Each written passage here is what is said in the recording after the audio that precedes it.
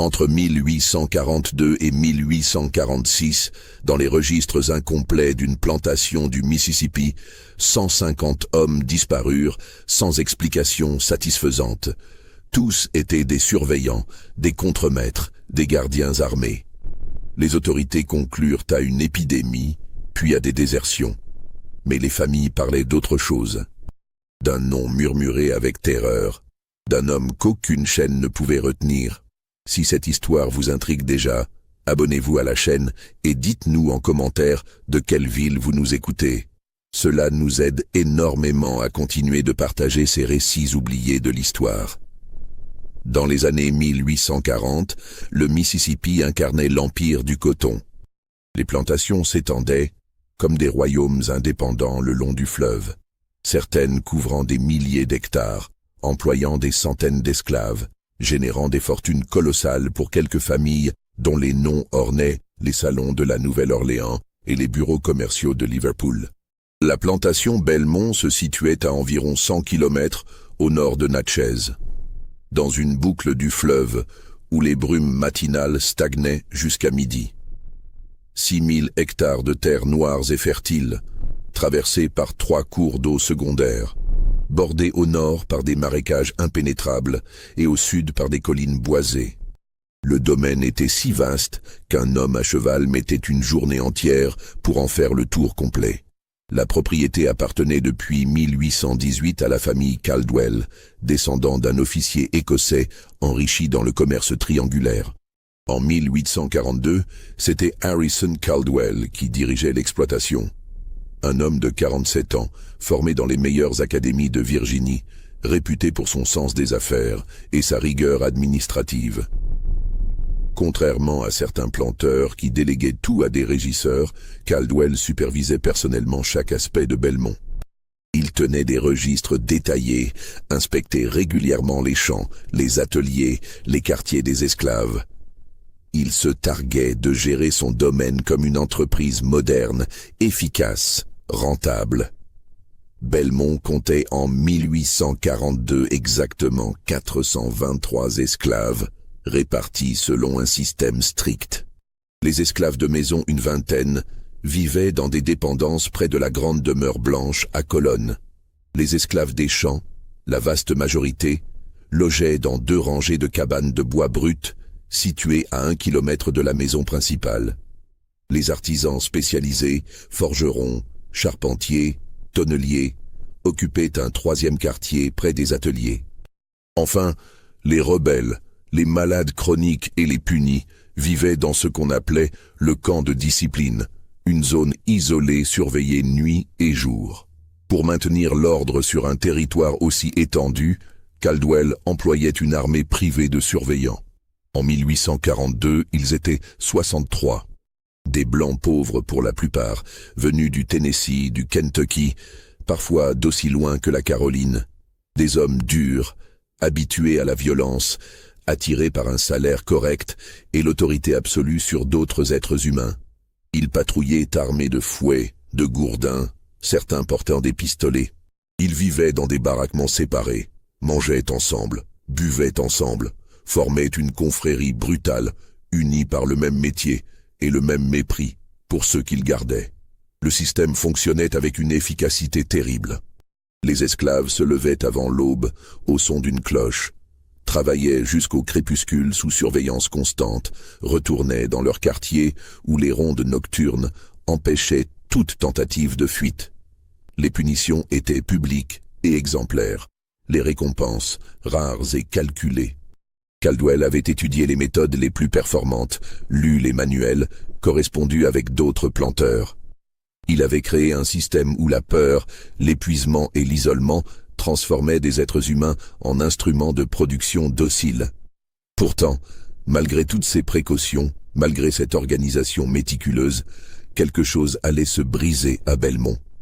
Quelque chose qui commencerait par un événement apparemment insignifiant et qui, en 4 ans, décimerait les rangs des surveillants, terroriserait la région et laisserait derrière lui un mystère que les autorités préféreraient enterrer plutôt que d'élucider. Tout commence réellement en mars 1842, bien que certains prétendent que les racines plongent plus loin dans le passé. Ce mois-là, un convoi arriva à Belmont en provenance de Charleston. 23 esclaves nouvellement achetés, destinés à remplacer les morts de l'hiver et à augmenter la production pour la saison à venir. Caldwell avait payé cher pour ce lot, sélectionné personnellement par son agent en Caroline du Sud. Des hommes jeunes, forts, réputés travailleurs. Parmi eux se trouvait un individu qui serait enregistré dans les livres de comptes sous le nom de Samuel. Samuel avait environ 30 ans, peut-être un peu moins.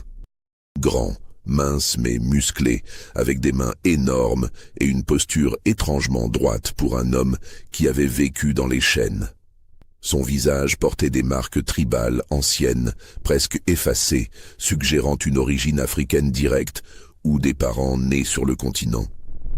Mais ce qui frappait le plus, selon les témoignages ultérieurs, c'était son regard.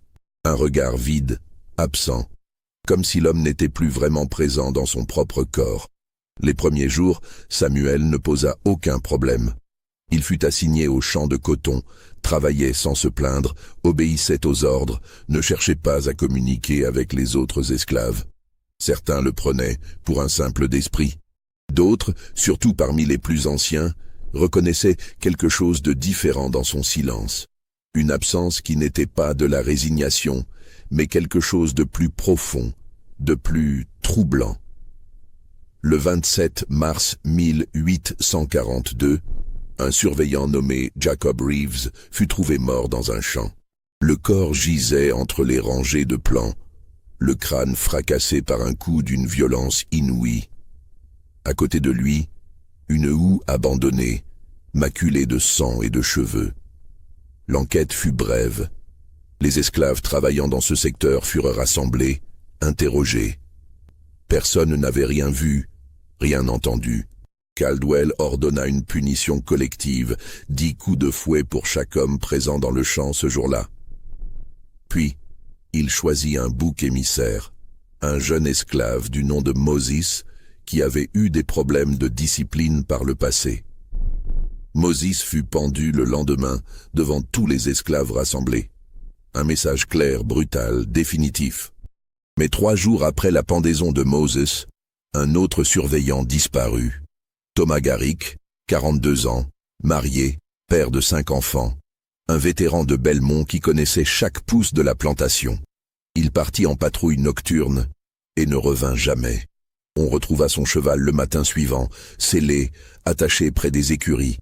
Aucune trace de lutte, aucun signe de violence. L'homme s'était évaporé. Les recherches durèrent 3 jours. Des équipes ratissèrent les champs, les bois, les marécages. On dragua les cours d'eau. On fouilla les quartiers des esclaves, les ateliers, les greniers. Rien. Garrick avait disparu aussi complètement que s'il n'avait jamais existé.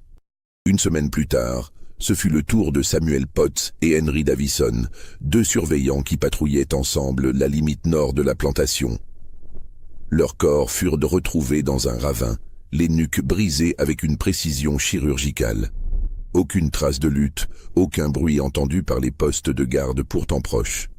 Comme si quelqu'un, ou quelque chose, les avait tués en silence et avait disparu dans la nuit sans laisser la moindre empreinte. C'est à ce moment que le nom de Samuel commença à circuler. Un vieux forgeron, un esclave nommé Ézéchiel, qui travaillait à Belmont depuis 30 ans, raconta avoir vu Samuel près des baraquements des surveillants la nuit de la disparition de Garrick. Juste une silhouette dans l'obscurité, immobile, observant. Quand Ézéchiel appela, la silhouette se retourna, et pendant un instant, dans la lumière de la lune, il vit le visage de Samuel. Puis l'homme disparut, simplement, comme aspiré par les ténèbres. D'autres témoignages suivirent. Une femme des cuisines prétendait avoir aperçu Samuel sortir de sa cabane en pleine nuit, alors que les rondes auraient dû l'empêcher de bouger. Un contremaître affirmait l'avoir croisé dans un secteur où il n'aurait pas dû se trouver. Mais chaque fois qu'on vérifiait, Samuel était là où il était censé être, dans son quartier, apparemment endormi ou dans les champs, travaillant sans dire un mot. Caldwell fit fouetter Samuel publiquement, sans preuve formelle, juste pour montrer qu'aucun esclave n'était au-dessus du soupçon. Samuel endura les coups sans un cri, sans une plainte, avec ce même regard vide qui glaçait ceux qui le fixaient. Après la punition, on l'enferma dans une cellule du camp de discipline, enchaîné au mur, surveillé en permanence. 2 jours plus tard, un garde du camp de discipline, William Cross, fut retrouvé mort dans le couloir séparant les cellules, la gorge tranchée avec une précision terrible. À côté de lui, ses clés, sa lanterne encore allumée. Et dans la cellule de Samuel, les chaînes ouvertes, la porte entrebâillée, la paillasse vide. On lança immédiatement une chasse à l'homme. 50 surveillants armés, assistés de chiens, parcoururent la plantation et les terres environnantes. Ils cherchèrent pendant 2 jours. Le 3e matin, Samuel fut retrouvé dans les champs, travaillant comme si de rien n'était, exactement à l'endroit où il avait été assigné avant son emprisonnement. Quand on l'arrêta, il ne résista pas. Il suivit les surveillants sans un mot, avec cette même expression absente. Interrogé sur la mort de Cross, sur son évasion, sur les meurtres précédents, il ne répondit pas. Pas par défi, pas par peur, mais comme si les questions ne l'atteignaient pas, comme si elles concernaient quelqu'un d'autre. Caldwell ordonna qu'on l'enferme à nouveau, cette fois dans une cellule renforcée, avec 2 gardes en permanence devant la porte et 2 autres patrouillant autour du bâtiment. On lui mit des fers aux chevilles et aux poignets, attachés à une chaîne scellée dans le mur de pierre. Impossible de s'échapper. Absolument impossible. Le lendemain matin, les 4 gardes étaient morts. 2 dans le couloir, les crânes défoncés. 2 à l'extérieur, poignardés avec leurs propres couteaux. Et Samuel avait disparu. Les chaînes gisaient ouvertes sur le sol de la cellule, les fers intacts, comme s'ils s'en étaient simplement extraits sans les briser.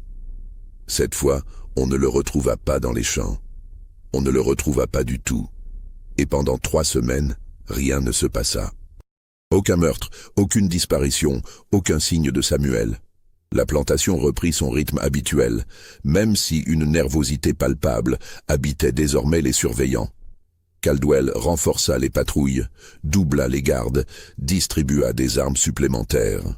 Il écrivit aux autorités du comté, demandant l'aide de la milice locale. Mais avant que cette aide n'arrive, les morts recommencèrent. Si ce récit vous glace déjà le sang, laissez un like et dites-nous en commentaire ce que vous pensez qu'il s'est réellement passé. Vos théories nous fascinent toujours. Entre avril et juillet 1842, 15 autres surveillants moururent ou disparurent à Belmont. Les méthodes variaient. Certains étaient retrouvés morts dans leur lit, apparemment de mort naturelle, jusqu'à ce qu'un examen plus attentif révèle des marques de strangulation presque invisibles. D'autres disparaissaient simplement, laissant derrière eux leurs affaires, leurs armes, parfois même leurs vêtements. 2 furent retrouvés noyés dans un étang, bien qu'ils fussent tous 2 d'excellents nageurs et que l'eau n'ait même pas 1,50 m de profondeur. Aucun témoin, jamais. Aucun bruit suspect. Aucune trace de lutte dans la plupart des cas. Les hommes mouraient ou disparaissaient comme s'ils avaient été effacés de l'existence par une main invisible et parfaitement silencieuse. La terreur s'installa parmi les surveillants. Certains démissionnèrent, préférant la pauvreté à cette mort qui rôdait. D'autres devinrent paranoïaques, dormant armés, refusant les patrouilles solitaires, sursautant au moindre bruit. Les bagarres entre eux se multiplièrent, alimentées par la peur et l'alcool.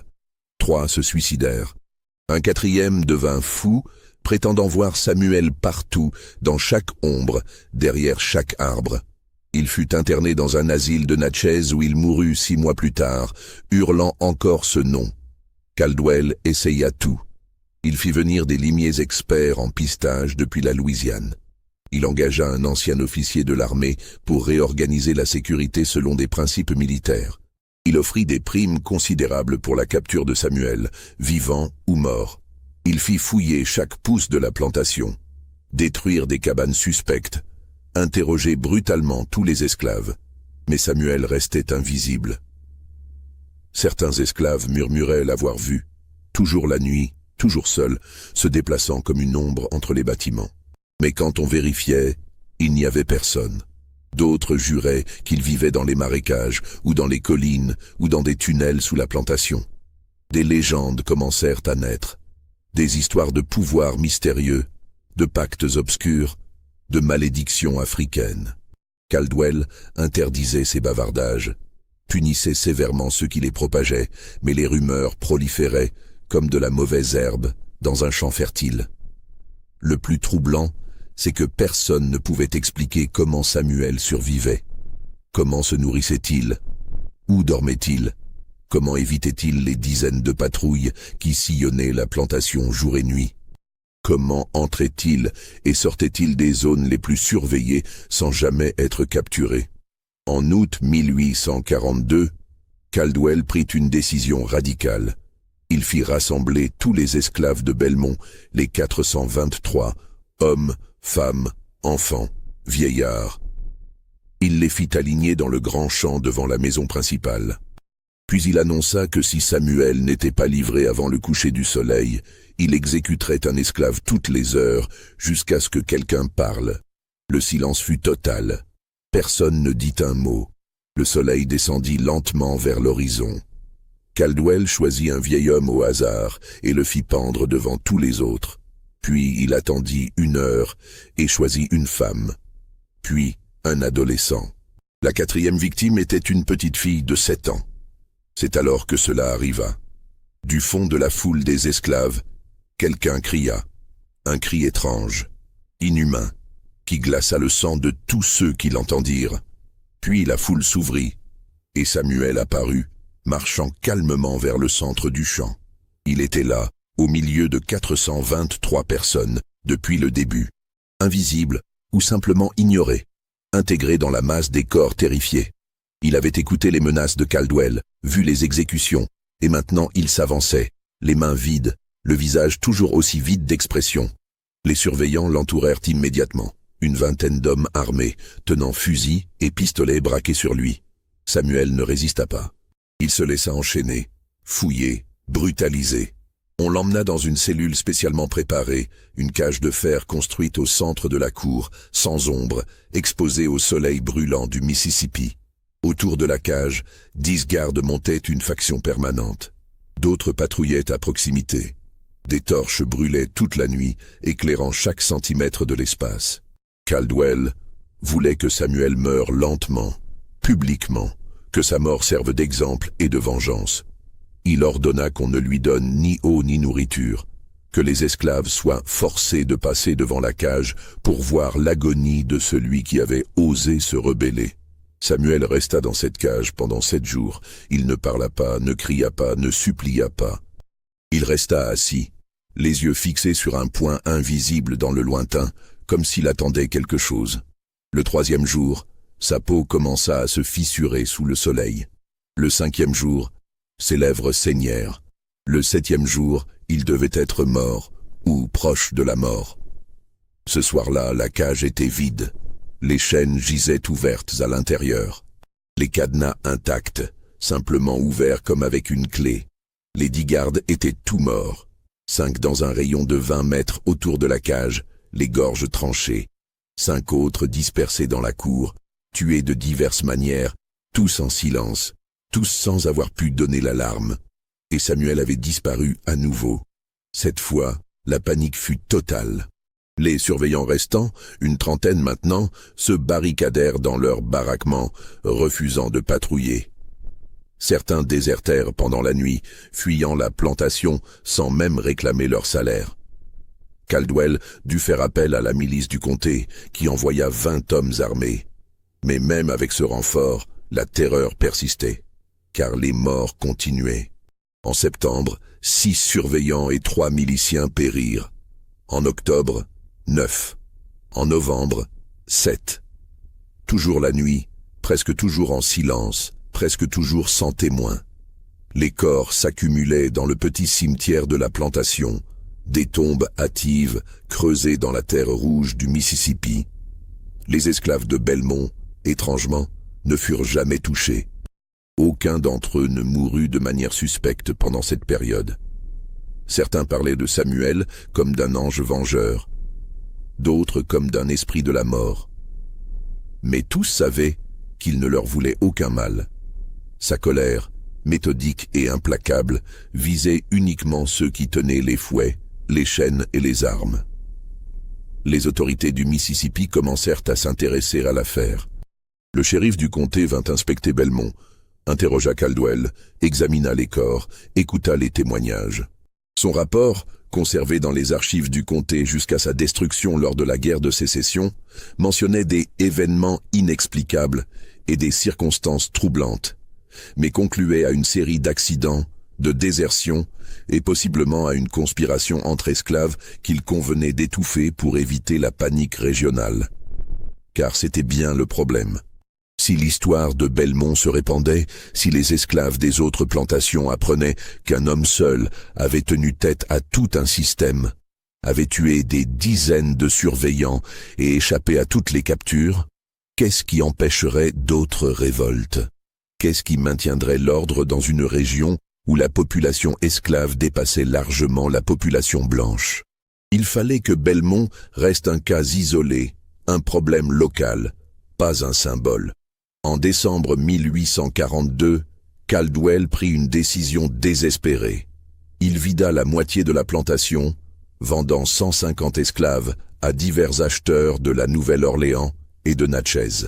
L'objectif était de disperser ceux qui pourraient savoir quelque chose, ou pire, ceux qui pourraient raconter l'histoire. Il limogea également la majorité des surveillants restants, ne gardant qu'une équipe réduite de 12 hommes, tous lourdement armés, tous vivant ensemble dans un bâtiment fortifié. Pendant 3 mois, le calme revint à Belmont. Aucune mort, aucune disparition. Certains osèrent croire que Samuel était parti ou mort, ou que tout cela n'avait été qu'une série de coïncidences tragiques amplifiées par la peur collective. Puis, en mars 1843, exactement 1 an après l'arrivée de Samuel à la plantation, les 12 surveillants furent retrouvés morts dans leur baraquement fortifié. La porte était verrouillée de l'intérieur. Les fenêtres, barricadées, aucune trace d'effraction.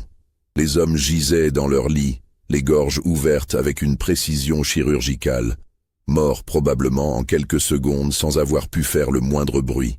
Sur le mur du baraquement, écrit avec du sang, un seul mot en lettres maladroites mais lisibles.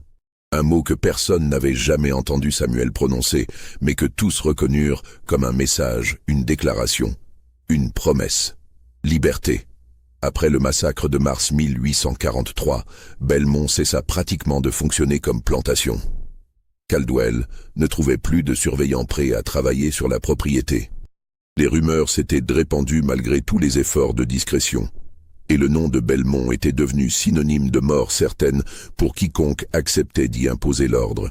Sans surveillance adéquate, les esclaves restants commencèrent à ralentir le travail. Pas ouvertement. Pas assez pour justifier des punitions collectives que Caldwell n'avait de toute façon plus les moyens d'imposer, mais suffisamment pour que la production s'effondre. Les champs restaient partiellement en friche. Les récoltes pourrissaient, faute de bras pour les ramasser. Les ateliers tournaient au ralenti. Caldwell essaya de recruter des surveillants dans d'autres États, offrant des salaires exorbitants, des primes, des logements confortables. Quelques hommes acceptèrent, attirés par l'argent, sceptiques quant aux histoires. Ils arrivaient pleins de confiance, armés jusqu'aux dents, certains d'être plus malins, plus forts, plus vigilants que leurs prédécesseurs. Ils mouraient généralement dans les 2 semaines. Entre avril 1843 et décembre de la même année, 27 nouveaux surveillants périrent à Belmont. Certains durèrent quelques jours, d'autres quelques heures. Le record de longévité fut établi par un ancien militaire texan, Jake Brennan, qui survécut 42 jours avant d'être retrouvé pendu dans sa chambre, pendu avec sa propre ceinture, dans une pièce fermée à clé de l'intérieur. Les méthodes de meurtre devenaient de plus en plus sophistiquées, presque artistiques dans leur cruauté. Un surveillant mourut étouffé par sa propre langue, qu'on lui avait fait avaler après l'avoir coupée. Un autre fut retrouvé empalé sur un pieu de clôture, positionné de manière à ce qu'il ait agonisé pendant des heures. Un troisième disparut complètement, ne laissant que ses vêtements soigneusement pliés au milieu de sa chambre et une odeur de brûlé qui persista pendant des semaines. Ce qui terrifiait le plus, c'était l'absence totale de logique défensive. Peu importait combien de verrous on installait, combien d'armes on portait, combien de collègues on gardait à proximité. Samuel, car personne ne doutait plus qu'il s'agissait de lui, pénétrait partout, tuait n'importe qui, disparaissait sans jamais être vu, sauf que parfois, il était vu. Des témoignages fragmentaires commencèrent à s'accumuler dans les journaux intimes de Caldwell, dans les lettres de survivants, dans les rapports de shérifs qui vinrent enquêter. Un contremaître qui avait échappé à une tentative de meurtre décrivit avoir aperçu une silhouette dans l'obscurité de sa chambre, une forme humaine qui se déplaçait avec une fluidité impossible, comme si elle glissait plutôt que marchait. Un cuisinier esclave raconta avoir croisé Samuel en pleine journée, près des cuisines. L'homme le regarda avec ce regard vide caractéristique, puis continua son chemin comme si le cuisinier n'existait pas.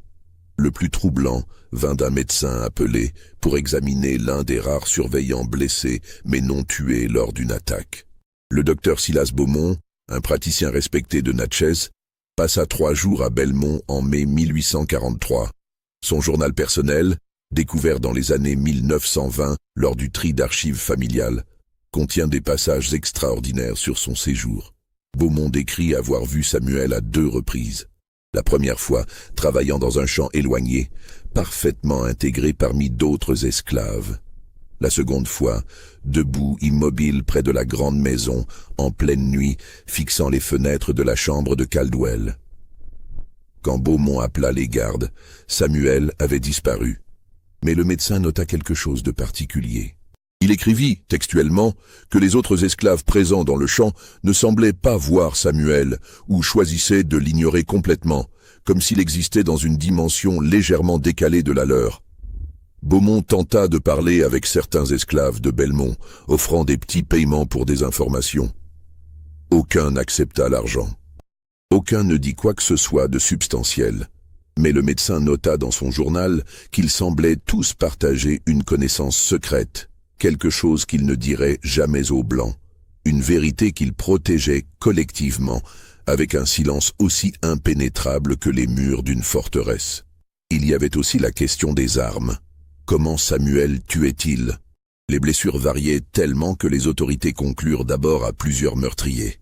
Gorge tranchée avec une précision chirurgicale suggérant un couteau extrêmement aiguisé. Crâne fracassé, indiquant une masse ou un gourdin lourd. Strangulation effectuée avec une force surhumaine. Empoisonnement subtil qui imitait des maladies naturelles. Un armuraire de la Nouvelle-Orléans, consulté secrètement par Caldwell, examina les blessures et conclut que le tueur devait avoir accès à un arsenal complet. Mais comment un esclave fugitif accumulerait-il et cacherait-il une telle collection d'armes?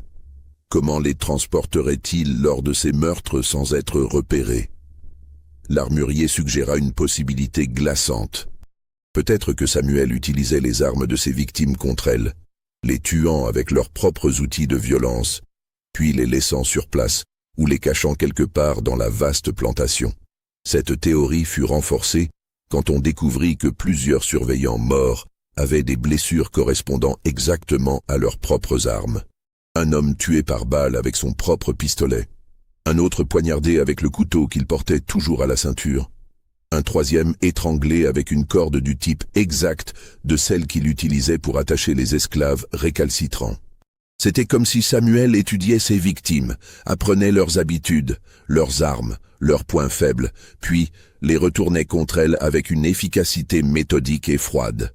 En août 1843, un événement étrange se produisit qui approfondit encore le mystère. Un groupe de chasseurs d'esclaves professionnels arriva à Belmont, engagé par Caldwell à prix d'or.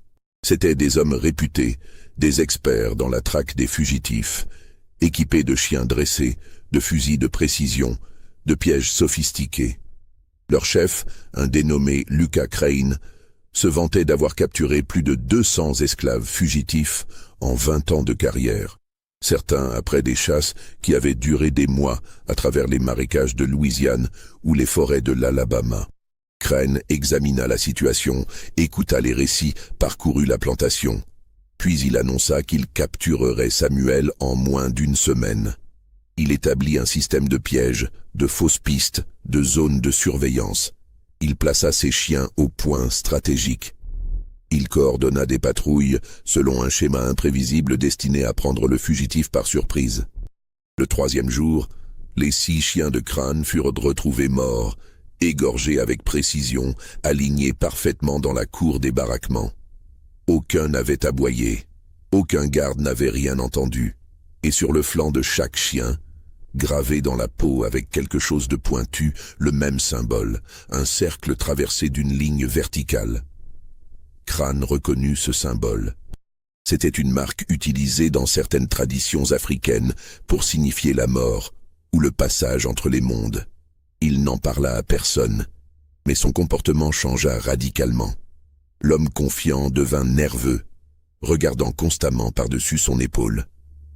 Il doubla ses gardes personnels, refusa de sortir seul, commença à boire lourdement. 5 jours plus tard, Crane et ses 4 hommes quittèrent Belmont en pleine nuit, sans prévenir Caldwell, sans réclamer le reste de leur paiement. Ils disparurent simplement, abandonnant leur équipement, leurs chevaux, tout. Un des hommes fut retrouvé des mois plus tard dans un asile de la Nouvelle-Orléans, complètement fou, répétant inlassablement qu'il avait vu la mort elle-même marcher parmi les vivants. Après cet incident, plus aucun chasseur professionnel n'accepta de travailler à Belmont, quel que soit le prix offert. La plantation devenait un lieu maudit dans l'imaginaire régional. Des histoires circulaient dans les tavernes, les marchés, les églises.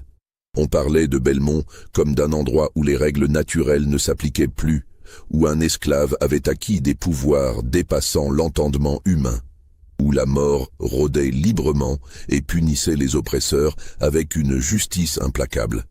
Bien sûr, des voix rationnelles tentaient de démystifier l'affaire.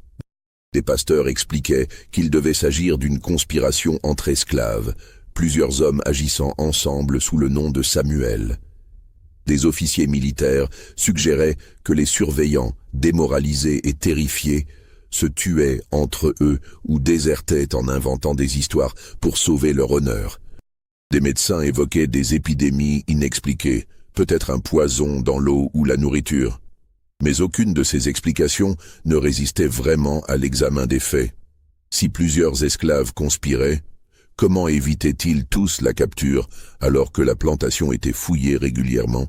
Si les surveillants se tuaient entre eux, pourquoi tous les corps portaient-ils des marques suggérant un seul tueur avec des méthodes cohérentes?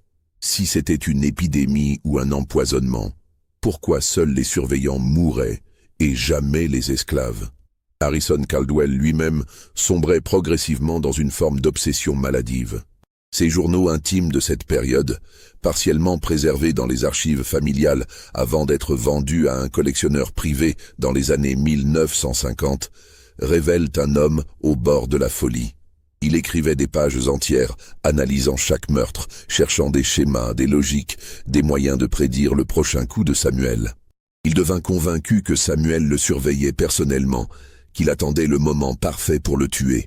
Caldwell fit transformer sa chambre en forteresse, avec des barres aux fenêtres, 3 verrous à la porte, des armes chargées à portée de main.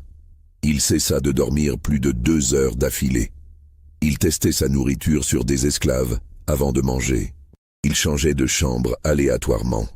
Il dormait parfois habillé, bottes aux pieds, un pistolet sous l'oreiller. Mais malgré toute cette paranoïa, il refusait de quitter Belmont. Abandonner la plantation signifierait admettre la défaite, reconnaître qu'un esclave avait vaincu un maître. Pour un homme de sa classe, de sa fierté, une telle humiliation était pire que la mort.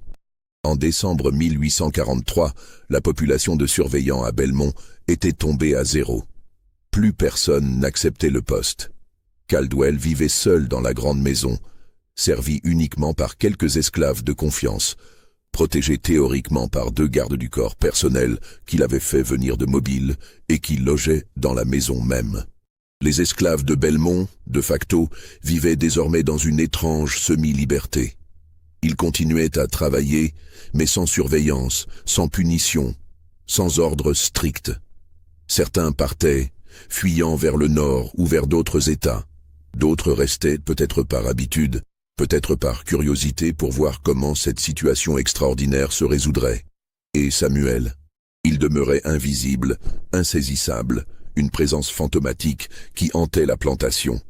Parfois, des esclaves affirmaient l'avoir vu passer entre les cabanes, silencieux comme une ombre. D'autres juraient qu'il vivait dans les marécages, ou dans les collines, ou dans des tunnels secrets sous la terre. Certains croyaient qu'il ne quittait jamais vraiment la plantation, qu'il se cachait en plein jour parmi eux, qu'il était toujours là, observant, attendant. Attendant quoi? C'était la question que tous se posaient. Les surveillants étaient l'un partis ou morts. Caldwell était isolé, impuissant. La plantation ne fonctionnait plus comme un système d'oppression. Alors pourquoi Samuel ne partait-il pas? Pourquoi continuait-il à rester, ombre menaçante planant sur Belmont? La réponse viendrait bientôt, et elle serait plus terrible que tout ce qui avait précédé. L'année 1844 commença dans un silence pesant à Belmont. Les champs étaient en grande partie abandonnés, envahis par les mauvaises herbes. La grande maison blanche, autrefois symbole de richesse et de pouvoir, semblait maintenant lugubre, presque hantée, ses colonnes blanches écaillées, ses volets pendants. Des corbeaux s'étaient installés sur le toit, leurs croassements incessants créant une atmosphère funèbre. Caldwell avait cessé de tenir ses registres quotidiens. Ses journaux de cette période contenaient principalement des divagations, des théories délirantes, des prières désespérées. Il écrivait parfois qu'il entendait des pas la nuit, des respirations près de sa porte, des grattements aux fenêtres. Mais quand il vérifiait avec ses gardes du corps, il ne trouvait jamais personne. Ces deux gardes du corps, des frères nommés Martin et Jonas Fletcher, commencèrent eux aussi à montrer des signes de tension extrême. Ils dormaient à tour de rôle, ne quittaient jamais Caldwell, vérifiaient compulsivement leurs armes. Jonas développa un tic nerveux, un battement rapide de la paupière gauche qui s'aggravait chaque jour. Martin, l'aîné, plus stoïque, cachait mieux sa peur, mais on le voyait parfois fixer le vide, les mâchoires serrées, les poings crispés. En février 1844, une chose étrange se produisit. Un groupe d'esclaves de Belmont, une quinzaine de personnes menées par le vieux forgeron Ézéchiel, vint frapper à la porte de la grande maison et demanda à parler à Caldwell. Les Fletcher voulurent les chasser, mais Caldwell, poussé par une curiosité morbide ou peut-être un dernier sursaut de courage, accepta de les recevoir dans le hall d'entrée. Ézéchiel parla pour le groupe. Il dit qu'il venait avertir Caldwell d'un danger imminent, que Samuel allait bientôt agir, que le maître devait quitter Belmont avant qu'il ne soit trop tard. Quand Caldwell demanda comment il savait cela, Ézéchiel resta silencieux un long moment, puis dit simplement « Il nous l'a dit ». Caldwell exigea des précisions. Quand Samuel leur avait-il parlé? Où? Que voulait-il exactement? Mais les esclaves refusèrent d'en dire plus. Ils avaient délivré leur avertissement. Ce que Caldwell en ferait était son choix. Puis ils repartirent, laissant le maître et ses gardes dans un état de confusion et de terreur accrue. Cette nuit-là, Jonas Fletcher disparut. Martin le chercha dans toute la maison, appelant son nom. Caldwell se barricada dans sa chambre, armé, attendant. Au lever du soleil, on retrouva Jonas dans le grenier, pendu à une poutre avec une corde qui n'était pas là la veille. Ses yeux étaient ouverts, figés dans une expression de terreur absolue, et dans sa main crispée, un morceau de papier avec un seul mot écrit maladroitement. Bientôt. Martin Fletcher déserta le lendemain. Il quitta Belmont sans un mot, laissant ses affaires, son salaire impayé, tout. On le retrouva 3 semaines plus tard, mort dans une auberge de Vicksburg, apparemment de crise cardiaque, bien qu'il n'ait que 32 ans et aucun antécédent médical connu. Caldwell était maintenant seul dans la grande maison, excepté pour 3 esclaves domestiques qui refusaient de le quitter malgré l'absence de toute contrainte. 2 femmes âgées et un jeune garçon, tous trois ayant vécu à Belmont depuis leur naissance. Ils préparaient les repas, nettoyaient, s'occupaient du feu, mais parlaient peu, se déplaçaient dans la maison comme des fantômes. Le maître passa mars et avril dans un état de veille constante. Il dormait par courtes périodes, toujours en sursaut, toujours avec un pistolet à la main. Il mangeait peu. Il maigrissait visiblement. Ses cheveux, autrefois soigneusement coiffés, devenaient gris et hirsutes. Sa barbe poussait de manière inégale. Ses vêtements, qu'il ne changeait plus régulièrement, pendaient sur son corps amaigri. Il écrivit plusieurs lettres à sa famille en Virginie, à des amis en Caroline du Sud, même au gouverneur du Mississippi. Mais il ne les envoya jamais. Elles furent retrouvées plus tard dans son bureau, cachetées mais jamais postées. Peut-être par honte, peut-être par peur que personne ne le croie, peut-être parce qu'au fond, il savait qu'il était trop tard. En mai 1844, quelque chose changea. Les esclaves restants de Belmont commencèrent à quitter la plantation en petits groupes. Pas dans la panique, pas en fuyant précipitamment, mais calmement, méthodiquement, emportant leurs maigres possessions. En 2 semaines, presque tous étaient en partie. Même les 3 domestiques de la grande maison disparurent une nuit, laissant Caldwell complètement seul. Le silence devint total. Plus de voix humaines, plus de chants dans les champs, plus de bruit d'activité.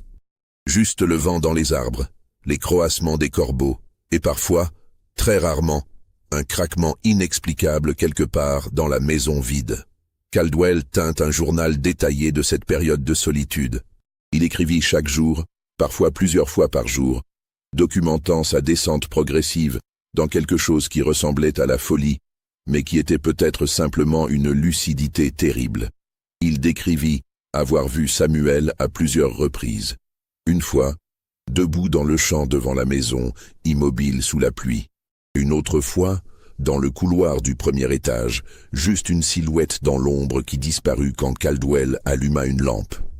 Une 3e fois, dans le reflet d'une fenêtre, debout juste derrière lui, bien que quand il se retourna, il n'y avait personne.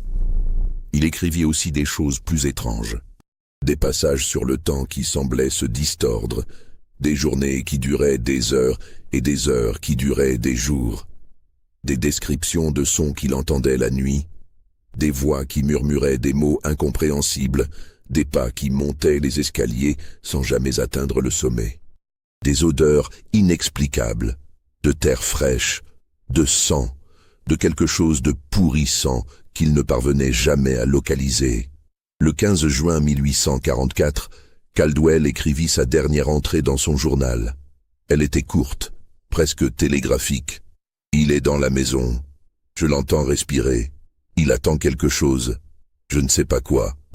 Je ne sais pas pourquoi il ne finit pas simplement ce qu'il a commencé. Peut-être que c'est cela, la punition, l'attente, la certitude de la fin, sans savoir quand elle viendra. Peut-être que j'ai vécu ainsi pendant des années sans le comprendre. Peut-être que c'est ce qu'ils ressentaient tous, chaque jour, chaque nuit. L'attente, la peur, la certitude que quelqu'un contrôle leur vie et leur mort et qu'ils ne peuvent rien y faire. Je comprends maintenant. Trop tard, mais je comprends. Puis plus rien. Le journal s'arrête là. Le 23 juin 1844, un cavalier arriva à Belmont porteur d'une lettre pour Harrison Caldwell. C'était un avocat de Natchez, chargé de questions de succession concernant une tante de Caldwell, récemment décédée à Charleston. L'avocat, un certain Horace Pemberton, trouva la plantation dans un état d'abandon total. Les champs en friche, les bâtiments délabrés, aucun signe de vie humaine. Il approcha de la grande maison, inquiet, appela plusieurs fois. Personne ne répondit. La porte d'entrée était déverrouillée. Pemberton entra, appelant encore.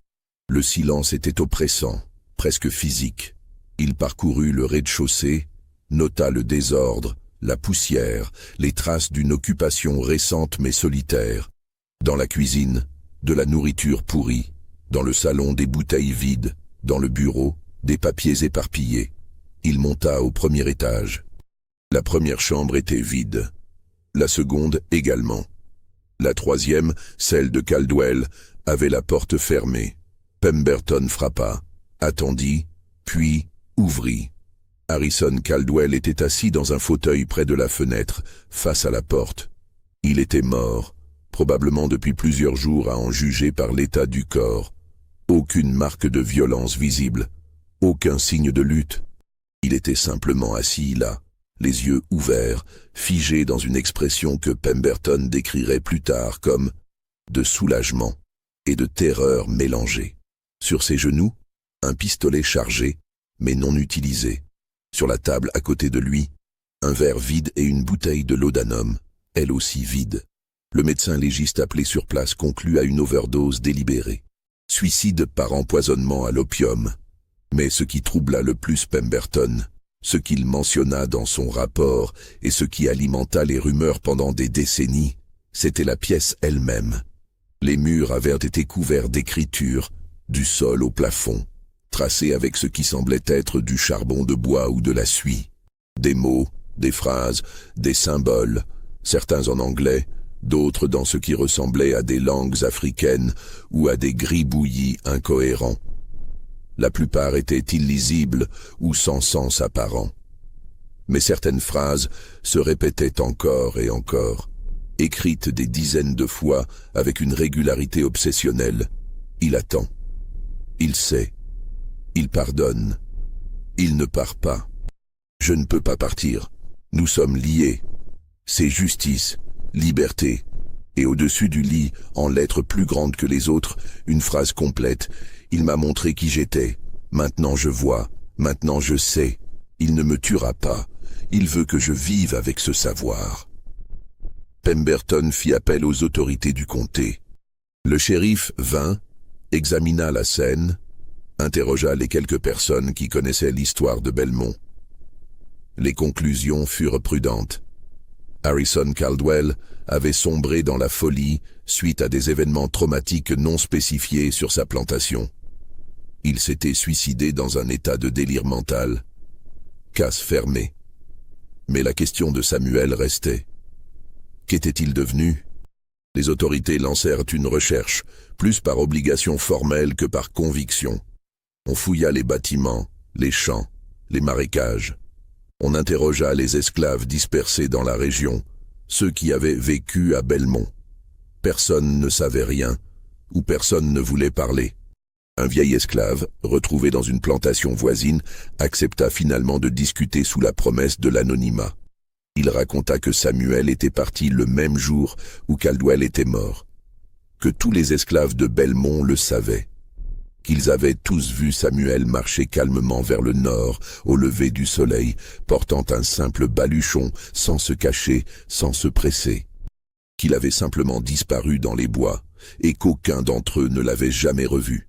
Mais était-ce vrai? D'autres témoignages contredisaient cette version. Un fermier blanc affirma avoir vu un homme correspondant à la description de Samuel travailler dans une plantation du Tennessee en 1845. Une femme noire libre jura l'avoir croisé à Memphis en 1847 et qu'il lui avait souri avant de disparaître dans la foule. Un conducteur de bateau à vapeur rapporta avoir transporté un passager silencieux correspondant au signalement jusqu'à Cincinnati en 1849. Il y eut même des récits, beaucoup plus tardifs, le situant dans d'autres plantations où des événements étranges se produisaient. Un domaine en Alabama où 7 surveillants moururent en un mois, en 1850. Une propriété en Géorgie, où un planteur fut retrouvé fou en 1852, hurlant qu'un fantôme le hantait. Une ferme en Louisiane, où tous les contremaîtres désertèrent mystérieusement en 1854. Était-ce vraiment Samuel, ou simplement des légendes qui se greffaient sur son histoire, transformant un homme en mythe, en symbole de résistance qui dépassait la réalité factuelle? La plantation Belmont elle-même fut vendue aux enchères en 1845 pour payer les dettes considérables de Harrison Caldwell. Le nouveau propriétaire essaya de la remettre en exploitation, mais rencontra d'énormes difficultés à recruter des surveillants et même des esclaves, tant la réputation du lieu était devenue sinistre. En 1850, Après plusieurs tentatives infructueuses, la propriété fut abandonnée. Les bâtiments tombèrent progressivement en ruine. La nature reprit ses droits. En 1860, quand la guerre de sécession éclata, Belmont n'était plus qu'un fantôme de plantation. Quelques structures de bois pourrissant au milieu de champs redevenus sauvages. Pendant la guerre, des soldats de l'Union campèrent brièvement sur les ruines. Certains rapportèrent des phénomènes étranges, des bruits inexplicables la nuit, des silhouettes aperçues entre les arbres. Un officier nota dans son journal avoir trouvé dans les décombres de la grande maison des ossements humains, beaucoup d'ossements, bien plus que ce qu'on aurait attendu. Mais aucune enquête ne fut menée. C'était la guerre, et des os anciens dans une vieille plantation abandonnée ne semblaient pas mériter d'attention. Après la guerre, la terre fut divisée et vendue en parcelles. Des fermiers noirs, nouvellement libérés, tentèrent de cultiver certaines sections. Mais beaucoup abandonnèrent rapidement, affirmant que la terre était maudite, que rien n'y poussait correctement, que l'endroit portait toujours les marques de son passé sanglant. Dans les années 1880, un journaliste de Chicago entreprit une enquête sur les plantations hantées du Sud. Il visita les ruines de Belmont, interrogea des personnes âgées de la région qui se souvenaient des histoires. Il collecta des témoignages, des documents, des fragments de registres. Son article, publié dans le Chicago Tribune en 1883, présentait l'histoire de Samuel comme un mélange de faits et de folklore, reconnaissant qu'il était impossible de démêler la vérité de la légende après tant d'années. Le journaliste avait néanmoins réussi à établir quelques faits indiscutables.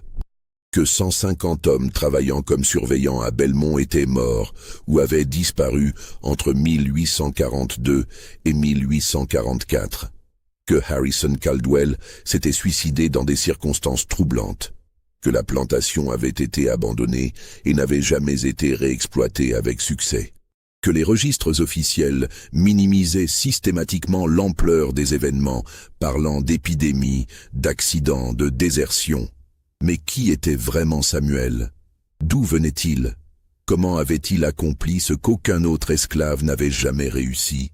Ces questions restaient sans réponse définitive. Les archives du comté concernant Belmont furent en grande partie détruites lors d'un incendie en 1896. Ce qui subsistait fut dispersé ou perdu au fil des décennies. Les registres de vente d'esclaves de Charleston pour 1842 ne contenaient aucun individu nommé Samuel correspondant à la description. Mais les registres étaient incomplets, et de nombreux marchands tenaient des livres de comptes privés qui ont disparu depuis longtemps. Dans les années 1900, des historiens tentèrent occasionnellement de retrouver des traces de Samuel après Belmont. Quelques pistes intéressantes émergèrent. Un homme nommé Samuel Freeman vivait à Détroit dans les années 1850, travaillait comme forgeron, était connu pour son silence et son regard intense. Il mourut en 1861 sans jamais avoir parlé de son passé. Était-ce le même homme? Impossible à prouver. Une tombe dans un cimetière de Philadelphie, datée de 1868, porte le nom de Samuel avec aucun nom de famille, juste une date de décès et une phrase gravée « Il marcha libre ». Le gardien du cimetière dans les années 1920 racontait que la tombe avait été payée par une collecte parmi la communauté noire locale pour un homme dont personne ne connaissait vraiment l'histoire, mais que tous respectaient profondément. En 1932, une historienne spécialisée dans l'esclavage, le docteur Eleanor Whitfield, publia une étude approfondie sur les révoltes et résistances d'esclaves dans le Mississippi antebellum. Elle consacra un chapitre entier à Belmont, qu'elle décrivait comme l'exemple le plus troublant et le moins compris de résistance individuelle dans l'histoire de l'esclavage américain. Whitfield avait réussi à interviewer des descendants d'esclaves de Belmont, des hommes et des femmes âgés dont les grands-parents avaient vécu là-bas dans les années 1840. Ils partageaient des histoires transmises oralement, des fragments de mémoire collective. Selon ces récits, Samuel n'était pas un assassin assoiffé de sang, mais un libérateur silencieux. qu'il ne tuait que ceux qui infligeaient directement la violence, qu'il avait un code moral strict, qu'il protégeait les autres esclaves même s'ils ne le voyaient que rarement. Un témoignage particulièrement saisissant venait d'une femme de 90 ans, petite fille d'Ézéchiel le forgeron. Elle raconta que son grand-père, avant de mourir en 1887, lui avait confié que Samuel lui avait parlé plusieurs fois, que Samuel n'était pas fou, n'était pas possédé, mais simplement un homme qui avait décidé qu'il préférait mourir libre plutôt que vivre esclave, et qui avait choisi de prendre avec lui autant d'oppresseurs qu'il le pourrait avant sa propre mort. Selon Ézéchiel, Samuel lui avait dit « Je sais que je mourrai pour cela, mais chaque homme que j'enlève est un homme qui ne fera plus souffrir mes frères et sœurs. Si ma vie peut en sauver d'autres, même un peu, même brièvement, alors elle a un sens. » Cette vision de Samuel comme martyr conscient, comme homme qui avait calculé le coût de sa résistance et l'avait accepté, contrastait avec l'image du fantôme vengeur ou du tueur surnaturel. Cela le rendait plus humain, plus réel, mais aussi d'une certaine manière plus terrifiant, car cela signifiait qu'un homme ordinaire, avec juste sa volonté et son intelligence, avait défié et vaincu un système entier. Comment avait-il fait? Les théories abondaient. Certains suggéraient qu'il connaissait des techniques de combat africaines anciennes, transmises secrètement. D'autres pensaient qu'il était simplement extrêmement intelligent, observateur, patient, capable d'étudier ses ennemis et d'exploiter leurs faiblesses. D'autres encore évoquaient la possibilité d'une aide secrète, d'autres esclaves qui le cachaient, le nourrissaient, lui fournissaient des informations, même s'il ne participait pas directement au meurtre. La vérité, probablement, combinait plusieurs de ces éléments. Samuel était peut-être un individu exceptionnellement doué, qui avait trouvé dans des circonstances extrêmes des ressources insoupçonnées. Il avait peut-être bénéficié d'une connivence silencieuse de la communauté esclave, qui le protégeait par son silence. Il avait certainement profité de la peur qu'il inspirait, qui paralysait ses ennemis et les rendait vulnérables. Mais au-delà des méthodes, ce qui fascinait et troublait, c'était la question morale. Samuel avait-il eu raison? Était-il un héros ou un meurtrier, un libérateur ou un criminel? La réponse dépendait, et dépend toujours, de la perspective qu'on adopte. Pour les surveillants et leurs familles, Samuel était un monstre, un tueur qui avait massacré des hommes qui faisaient simplement leur travail. Pour les esclaves et leurs descendants, il était un symbole de résistance, un homme qui avait osé se battre quand la lutte semblait impossible. L'histoire ne tranche pas. Elle laisse la question en suspens, comme tant d'autres questions de cette période sombre. Vous venez d'entendre une histoire qui défie toute explication simple. Croyez-vous que tout a été révélé? Pensez-vous que Samuel était seul ou aidé? Était-il un homme exceptionnel ou quelque chose d'autre? Dites-nous ce que vous en pensez en commentaire. Et si cette histoire vous a fasciné, abonnez-vous et partagez-la avec ceux qui aiment les mystères sombres de l'histoire.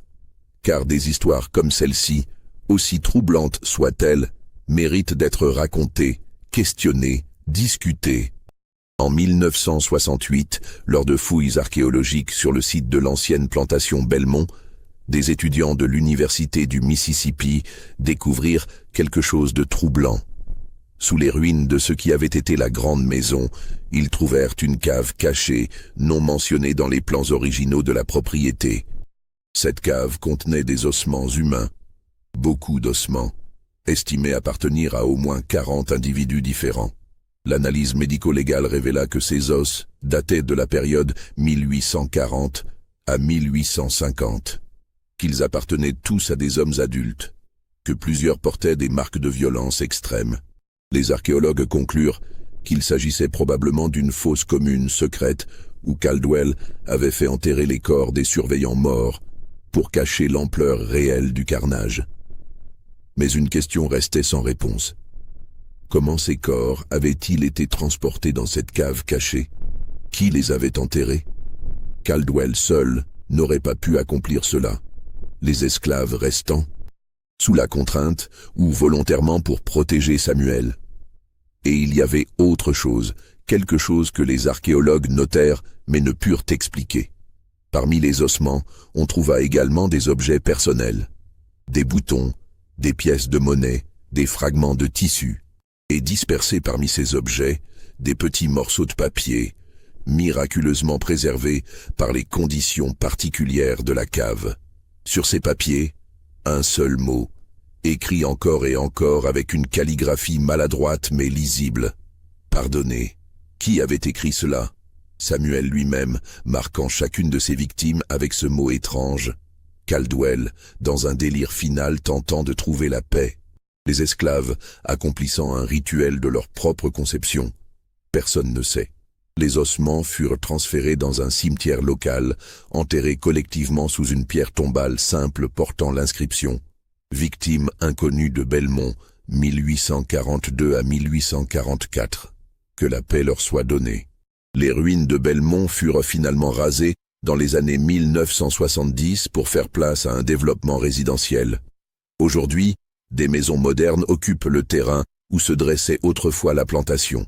Leurs habitants, pour la plupart, ignorent l'histoire du lieu. Quelques-uns, ceux qui ont fait des recherches, qui ont découvert les vieux articles, les études historiques, rapportent parfois des phénomènes étranges. Des bruits inexpliqués la nuit, des ombres qui se déplacent dans les jardins, une sensation persistante d'être observé. Sont-ce des échos d'un passé violent ou simplement l'imagination influencée par la connaissance de ce qui s'est produit ici? Chacun tire ses propres conclusions. L'histoire de Samuel reste, après toutes ces années, une énigme. Les faits établis sont clairs. 150 surveillants moururent ou disparurent. Harrison Caldwell se suicida. La plantation fut abandonnée. Un homme nommé Samuel fut au centre de ces événements. Mais comment un seul homme a-t-il pu accomplir cela? Était-il vraiment seul? Possédait-il des capacités extraordinaires? Ou simplement une détermination et une intelligence exceptionnelles dans des circonstances qui le rendaient insaisissable? A-t-il survécu à Belmont et vécu libre ensuite, ou est-il mort quelque part dans les marécages, son corps jamais retrouvé? Et peut-être la question la plus troublante de toutes. Combien d'histoires similaires n'ont jamais été racontées? Combien de Samuel ont disparu sans laisser de traces dans les archives, effacées de l'histoire parce que leur vérité était trop dangereuse, trop dérangeante pour être préservée? L'histoire officielle dit qu'il y eut des révoltes d'esclaves, des soulèvements collectifs, des rébellions écrasées et documentées. Mais combien de résistances individuelles, silencieuses, tout aussi efficaces, ont été enterrées, oubliées, transformées en légendes, puis en rien? Samuel de Belmont reste dans les limites de ce qu'on peut établir avec certitude, un mystère, un nom murmuré. Une ombre dans les registres incomplets. Un homme qui tua 150 surveillants et disparut sans laisser de traces. Ou peut-être, et c'est là que l'histoire devient vraiment troublante, peut-être qu'il a laissé des traces. Peut-être qu'il n'a jamais vraiment disparu. Peut-être que son esprit, ou son exemple, ou simplement son histoire, a continué à vivre, transmis de génération en génération, inspirant d'autres à résister, à se battre, à refuser l'inacceptable même quand la lutte semblait impossible. Car au final, qu'il soit devenu légende ou qu'il soit resté homme, Samuel représente quelque chose d'essentiel. Il représente la vérité que même le système le plus oppressif, le plus violent, le plus total, ne peut jamais complètement briser l'esprit humain. Qu'il existe toujours, quelque part, quelqu'un qui dira non, qui refusera, qui résistera. Et peut-être, juste peut-être, que c'est pour cela que son histoire a été tant minimisée, tant questionnée, tant enterrée dans les archives incomplètes et les documents détruits. Pas parce qu'elle était fausse, mais parce qu'elle était dangereusement, terriblement vraie. Un homme seul, contre un système entier, et l'homme a gagné. C'est une histoire qui ne devrait pas être possible. C'est une histoire qui défie toute logique. C'est une histoire qui, selon toutes les lois de la probabilité et du pouvoir, ne peut pas être vraie. Et pourtant, les 150 tombes sont là. Les documents fragmentaires existent. Les témoignages, aussi contradictoires soient-ils, persistent. Quelque chose s'est passé à Belmont entre 1842 et 1844. Quelque chose que personne n'a jamais pu expliquer complètement. Quelque chose qui, encore aujourd'hui, plus d'un siècle et demi plus tard, nous force à nous poser cette question fondamentale. Et si c'était vrai ?